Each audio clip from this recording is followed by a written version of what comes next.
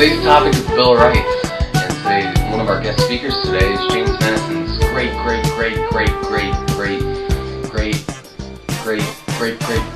grandson.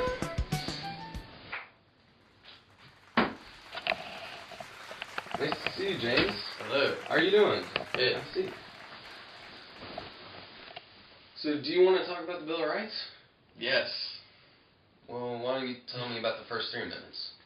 Okay, so the First Amendment prevents the government from making laws within, religion. It kind of wants to separate church and state. So that kind of has the right to, a peaceful assembly, or the right to prevent, the government from the redress of grievances. That's really what the First Amendment focuses on. Alright. Well, that sounds really important. It's very important. That sounds pretty impressive. I remember hearing about a SCOTUS case, Shank v. U.S., that talked about the First Amendment. Can you explain why the government went against the protection of the First Amendment in that case versus in any other? It's kind of a complicated subject because basically during the wartime they viewed the protest as a clear and present danger to the United States and the well-being of the United States. Mm-hmm. This restricted the First Amendment's rights, and that's where it kind of gets complicated. It's always around the wars it gets a little fragile. Right, I got you. Interesting. Now I know this amendment has sparked a lot of controversy, so can you explain this in the most modern way possible? Oh, so you don't want me to hurt anyone's feelings? Exactly. Okay, so the Second Amendment states that a well-regulated militia be necessary to the security of the freedom of the state, and the right of the people to keep and bear arms shall not be infringed. Oh, I thought it was just about owning guns for hunting. There's a lot of questions about what the Second Amendment is actually about, but really it's about the protection of personal freedoms and of a free state. Because every time there's been a tyranny in the government that oppresses people, they've always taken away their guns and they've had nothing to defend themselves with. Interesting. Now before we bring in our next guest, why don't you tell us about the Third Amendment? What's interesting about the Third Amendment is that it states that no soldier shall, in time of peace, and quarter in any house without the consent of the owner, nor in time of the war, but in manner to be described by the law. What? Yeah, so that's pretty tricky to understand, right? So basically it's saying that the government can't force you to take care of soldiers in your own home. Okay, so before this, during times of war, soldiers could just live in a civilian's house without asking. Yeah, that's true. Well, we can talk about it more if you want to. And that's all the time we have for you. Alright, next guest. Thanks for being on the show.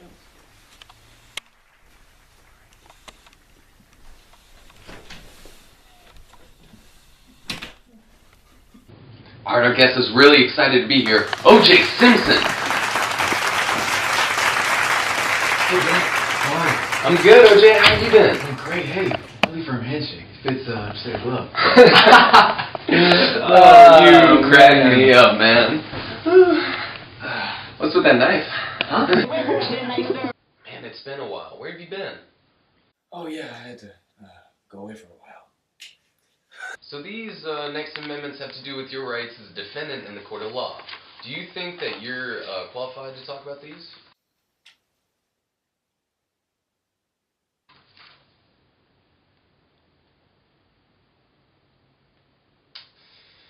We're still live, O.J. Yeah. All right, yeah.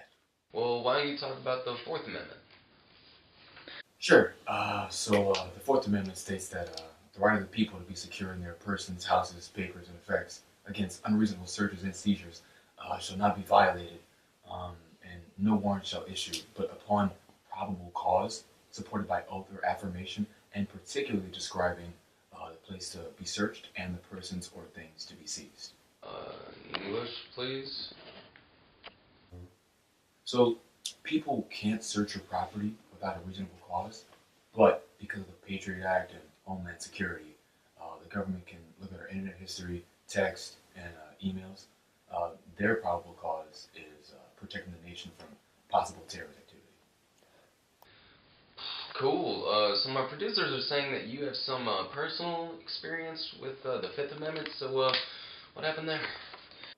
Yeah, I'd rather not talk about that. But I could tell you about the next amendment, what it means or whatever. Okay, that's kind of weird, but alright. So, the Fifth Amendment states, no person shall be held to answer for a capital or otherwise infamous crime unless on a presentment or indictment of a grand jury, except in cases arising in the land or naval forces or in the militia, when in actual service in time of war or public danger. Nor shall any person be subject for the same offense to be twice put in jeopardy of life or limb, nor shall be compelled in any criminal case to be a witness against himself, nor be deprived of life, liberty, or property without due process of law, nor shall private property be taken for public use without just compensation. I have no idea what you just said. Basically, it's a protection for defendants against self-incrimination, meaning that they have the right to not divulge information that would incriminate them. Oh, you sound like you're very familiar with that. More than you know, Bill. And we're back. Now let's talk about the Sixth Amendment.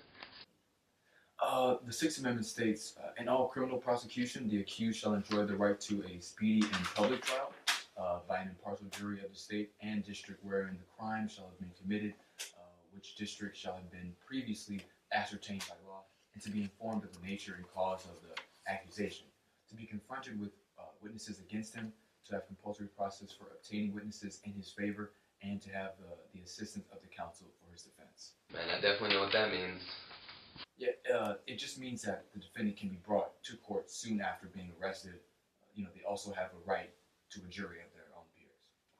Oh, I didn't think of it that way. Well, now let's finish with the Seventh Amendment. Yeah, the Seventh Amendment states, in suits of common law where the value and controversy Alright,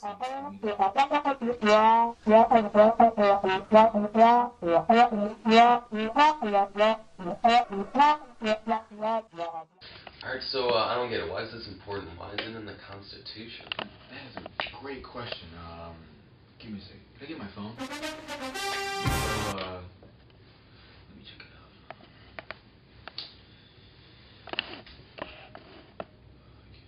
Hey, I'm gonna call my lawyer. Hey, you know about that Seventh Amendment? You know what that thing's about? No? Never mind. Yeah, I don't know. What is that? What is that? Right to a jury in civil cases, not just criminal cases. Okay, sounds repetitive to me, but whatever. Thanks, OJ, for coming on. John, that's killing me.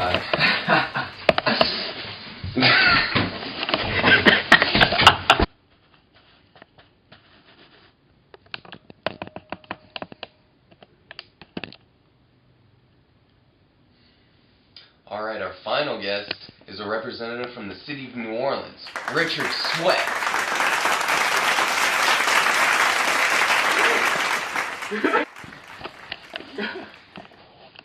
Okay. Hi, Bill. Very happy to be here to talk about these amendments with you. Very exciting. So, where are your constituents in? The West Bank. Gross. Alright. I'm sorry for your loss, but let's move on to the next amendments. The Eighth Amendment states, excessive bail shall not be required, nor excessive fines imposed, nor cruel and unusual punishment inflicted. Oh, so no punishment too personal? Yeah, exactly. The case that comes to mind is Furman versus Georgia. Furman was trying to rob a house and accidentally killed one of the residents while trying to flee. So, he was sentenced to die? Initially he was, but after bringing it to the Supreme Court on appeal, the ruling was overturned. Oh, good for him, I guess. I would have given him the chair.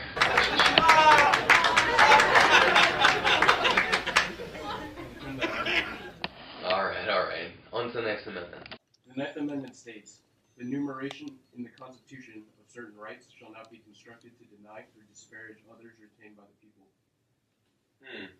Tell me more. This just means that this makes the Constitution a living document. Just because it's not listed here, it doesn't mean that people don't have those rights. We've made it. The 10th Amendment. Now please enlighten us, Mr. Sweat.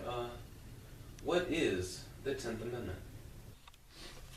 This final amendment states, the powers not delegated to the United States by the Constitution, nor prohibited by it, to the states. It means that any of the powers not given to the federal government in the Constitution are given to the states and the people. This sets the precedent for the supremacy clause. Alright, well, that's all the time we have today. Thanks for coming in, Richard. Please, call me David.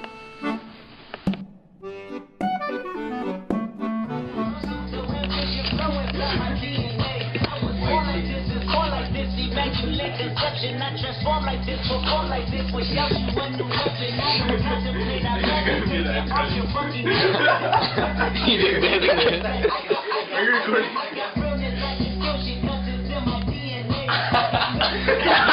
No, you missed it. Do it again. You missed it. I was stabbing you. I got trouble, some heart inside my DNA. I just win again, then win again, like Wimbledon I serve. Yeah, that's him again.